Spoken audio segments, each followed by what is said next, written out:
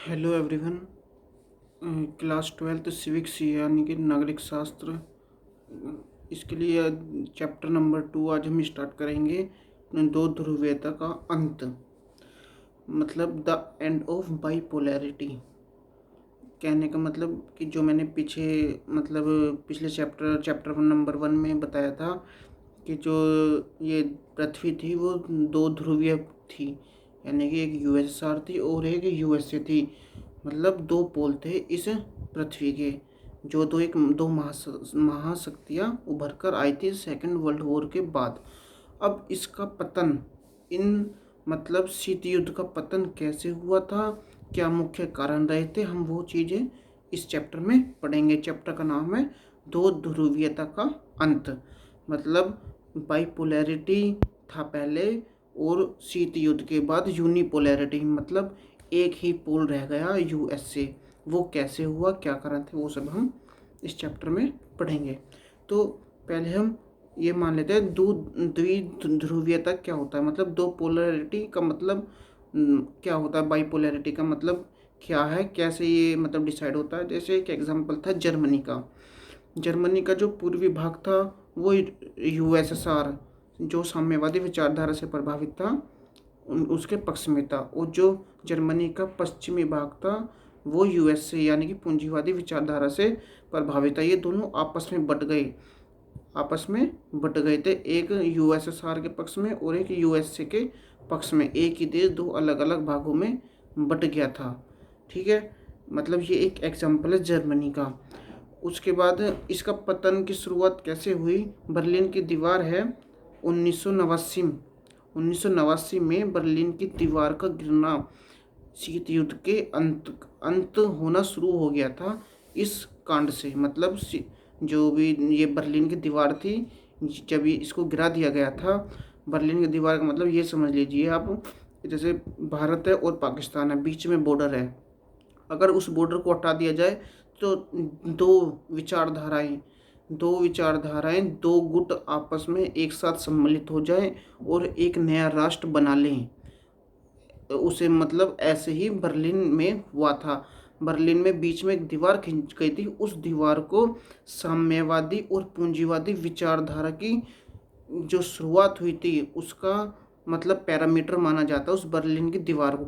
लेकिन अगर वो गिर जाती है तो इसका मतलब ये है कि शीत युद्ध का अंत शुरू हो गया था। मतलब कि ये जो दो महाशक्तियां हैं, इनको ना मानने का जो मतलब इनकी चीज़ों को ना मानना एक तरह से शुरू हो गया था बर्लिन की दीवार का गिरना। ठीक है, ये बाइपोलैरिटी जो वर्ल्ड था, इसके पतन के निम्न मतलब मोटे मोटे तौर पर दो कारण माने जाते हैं।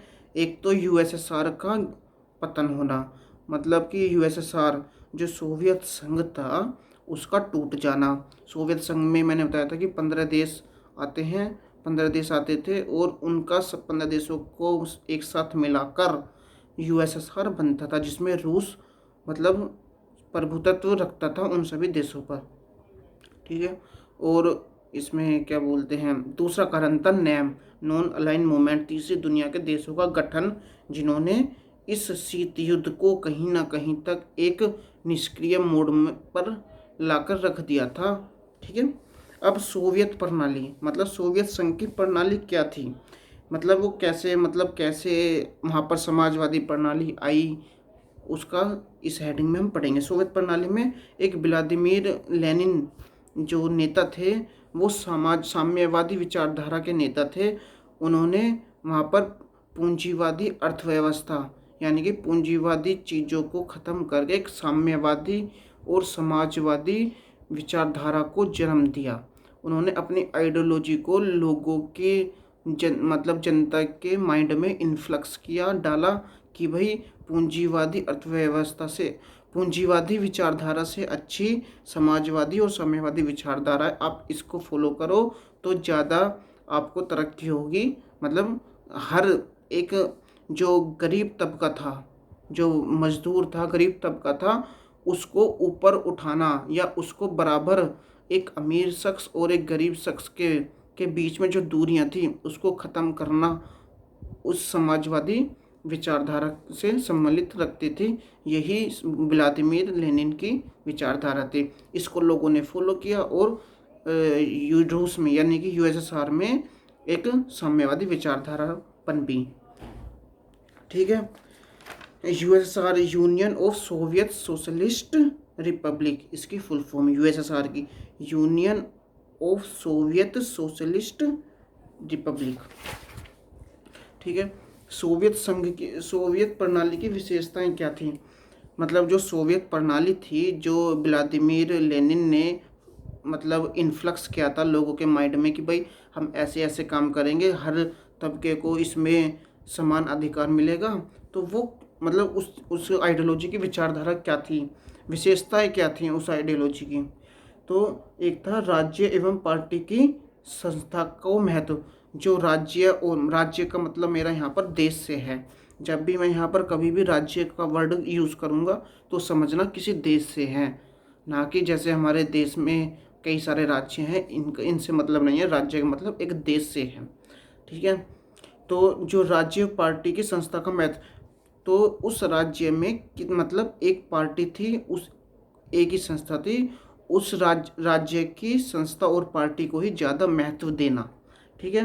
दूसरा था एक दल प्रभुत्व, मतलब कि जैसे हमारे देश में बीजेपी, कांग्रेस, बहुजन समाजवादी पार्टी, मतलब ऐसी 8 राष्ट्रीय पार्टियां हैं जो चुनाव लड़ सकती हैं लोकसभा का। ठीक है। तो लेकिन यूएसएसआर में सिर्फ एक ही पार्टी का प्रभुत्व था, जैसे आज चीन में भी है एक पार्टी का प्रभुत्व। तो एक विशेषता ये थी, मतलब राजनीतिक संस्थाएं बहुत कम हो जाती हैं अगर एक ही दल प्रभुत्व में रहे। ठीक है। योजनाबद्ध अर्थव्यवस्था, उनकी योजनाबद्ध अर्थव्यवस्था इस प्रकार थी कि वो एक मतलब जो गरीब थे उनका पैरामीटर फिक्स रहता था कि भाई इनको ये सहूलियत मिलेंगी, इनको ये मतलब खाने को इतना मिलेगा, सबको रोजगार मिलेगा, और मतलब एक पैरामीटर सेट कर देते थे कि इससे नीचे की लाइफ गरीब से गरीब आदमी भी नहीं जिएगा, इससे ऊपर या कम से कम इतना पैरामीटर तो मतलब गरीबी का होना चाहिए, इससे नीचे कोई भी गरीब आदमी अपनी ज़िंदगी नहीं बिताएगा। तो एक विचारधारा, मतलब एक इस विचारधारा की विशेषता ये भी थी। ठीक है। दूसरी दुनिया, एक पॉइंट आता है दूसरी दुनिया। द्वितीय विश्व युद्ध के बाद पूर्वी यूरोप के देशों की राजनीति और सामाजिक व्यवस्था को समाजवादी प्रणाली के अंतर्गत परिवर्तित कर दिया गया था। मतलब जो पूर्वी यूरोप के देश थे उनको अपने अंडर में ले लिया और उस पर समाजवादी विचारधारा को फॉलो करवाना शुरू कर दिया था। दूसरी दुनिया मतलब पूर्वी यूरोप के देश जो थे। ठीक है। महाशक्तियों के रूप में उदय, जब वर्ल्ड वॉर ख़त्म हो गया था तो महाशक्ति के रूप में 2 ही देश आए थे, यूएसएसआर और यूएसए। तो एक कारण ये भी है कि सोवियत संघ का उदय एक महाशक्ति के रूप में हुआ तत्कालीन समय में। उस समय पर जब 2 महाशक्ति उभर कर आई थी, उस समय पर अमेरिका की अर्थव्यवस्था सबसे अच्छी थी और उसके बाद यूएसएसआर की अर्थव्यवस्था सबसे अच्छी थी और देशों के मुकाबले, इसलिए ये दोनों महाशक्तियाँ उभर कर सामने आई थी। फिर एक पॉइंट आता है विकसित संचार व परिवहन प्रणाली। जो यूएसएसआर की संचार प्रणाली है, मतलब कि कांटेक्ट करने की जो एक्यूरेसी है दूसरे देशों के साथ, या उसकी जो प्रौद्योगिकी है, टेक्नोलॉजी है, वो ज़्यादा विकसित थी और उसकी जो परिवहन प्रणाली है वो भी ज़्यादा विकसित थी। विशाल ऊर्जा भंडार, जो उनके विशाल ऊर्जा भंडार हैं, मतलब उनके देश में जो संसाधन थे इस्पात का, लोहे का, कोयले का और पेट्रोल का, मतलब फ्यूल का, जितने भी फ्यूल हैं उनका एक प्रचुर मात्रा में, अधिक मात्रा में उनका मतलब वहाँ पर भंडार था। ठीक है। विकसित घरेलू उद्योग, वहाँ पर विकसित उपभोक्ता घरेलू उद्योग भी थे।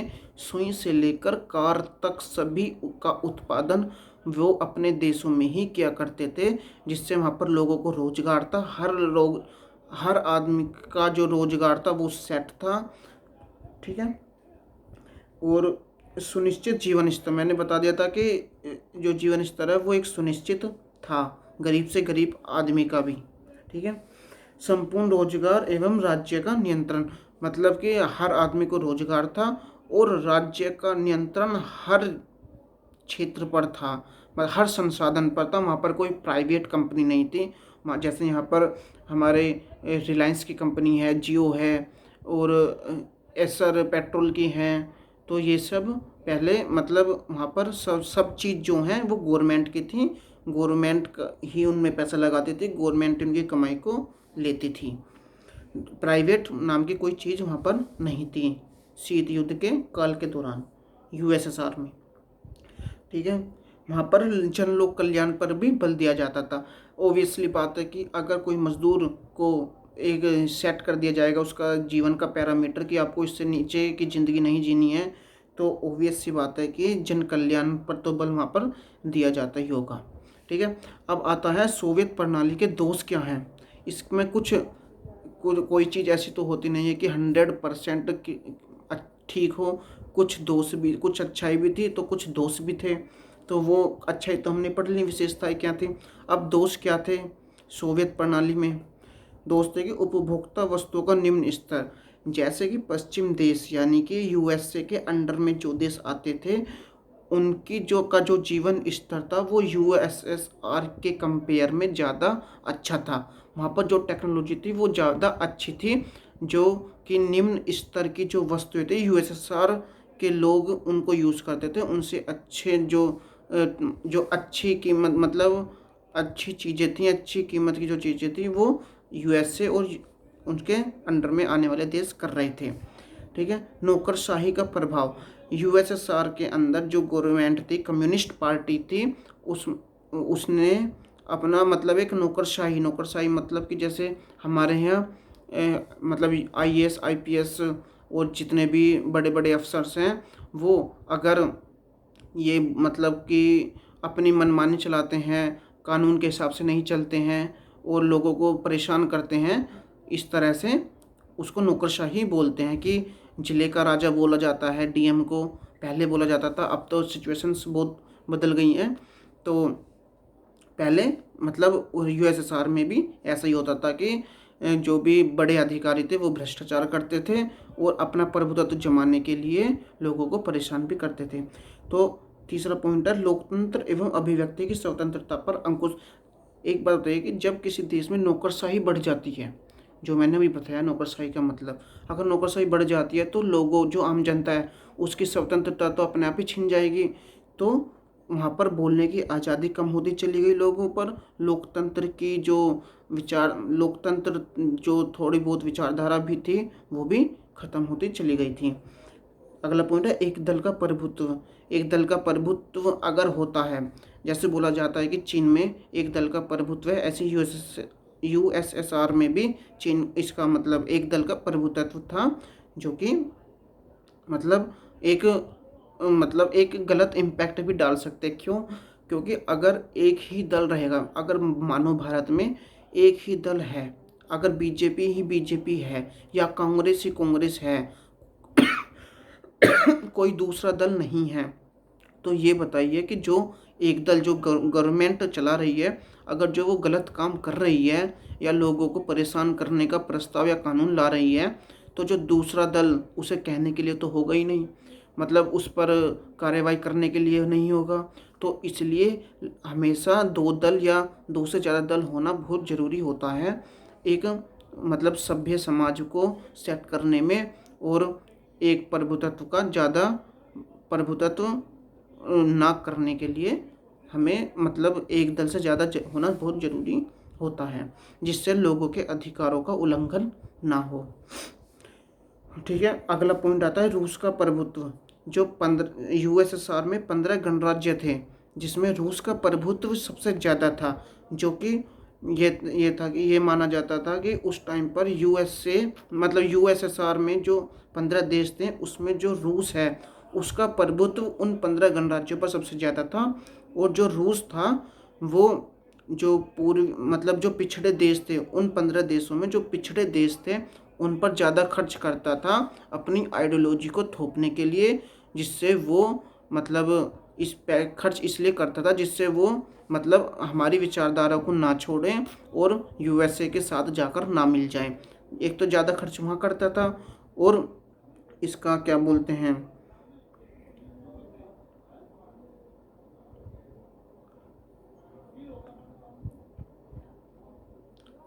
और मतलब ये था कि साम्यवादी दल ने जनता की इस इच्छा को नकार दिया था। जो मतलब जो वो देश थे वो उन पर ज़्यादा खर्च कराते थे वहाँ पर, और मतलब जिससे उसकी इकोनॉमी पर बहुत बुरा प्रभाव पड़ा। और जो मतलब यूएसएसआर के लोग थे वो अपने अपने हक के लिए, अपने अपने अधिकारों के लिए लड़ना शुरू कर दिया था उन्होंने।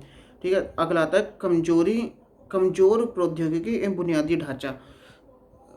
ये तो बात ठीक है कि रूस की जो मतलब यूएसएसआर की जो मतलब प्रौद्योगिकी थी वो अच्छी थी, लेकिन एज कम्पेयर टू अमेरिका अच्छी नहीं थी। इसलिए वहाँ के जो लोग थे यूएसएस से और यूएसएसआर के लोग ये चाहते थे, मतलब ये जब उन्होंने बाहर निकलना शुरू किया और ये देखना शुरू किया कि यूएसए तो हमसे या हमारी टेक्नोलॉजी से बहुत आगे है, तो उन्होंने उसका मतलब विरोध करना शुरू कर दिया। और ये जो दोस्त थे सोवियत प्रणाली के कुछ इस प्रकार थे। सोवियत संघ एक महाशक्ति के रूप में उभरा था। ठीक है, 1945 से 1990 तक दोनों देशों के बीच में शीत युद्ध चला था, ये हम पढ़ चुके हैं। इसमें क्या था, महाशक्ति के रूप में कैसे उभरा सोवियत संघ। इन्होंने जब शीत युद्ध खत्म हो गया था, मतलब शीत युद्ध स्टार्ट हुआ, तो इन्होंने मतलब हथियारों को खरीदना शुरू कर दिया। अपनी आइडियोलॉजी का प्रभुत्व तो जमाने के लिए दूसरे देशों को अपने अधिग्रहण में लेना शुरू कर दिया था। मतलब ये सब चीज़ें मैं पीछे डिस्कस कर चुका हूँ कि रूस एक मतलब यूएसएसआर एक मतलब कि महाशक्ति के रूप में कैसे बना था। ठीक है, तो ये मैं डिस्कस कर चुका हूँ। तो अब जो है आगे अगली क्लास में क्या होगा कि इसमें गोरबाचेव और सोवियत संघ। गोरबाचेव कौन थे, मिखाइल गोरबाचेव कौन थे, और इनका सोवियत संघ पर क्या प्रभाव पड़ा, तो हम ये सब डिस्कस करेंगे नेक्स्ट वीडियो में। और आप ये चैप्टर 2 स्टार्ट हुआ है, ये भी 3 वीडियो में ख़त्म हो जाएगा। पहली वीडियो आपकी यहीं तक है। और अगर आपको कोई चीज़ समझ ना आए तो आप कमेंट कर सकते हैं, व्हाट्सएप ग्रुप पर भी कमेंट कर सकते हैं कि ये चीज़ समझ नहीं आई।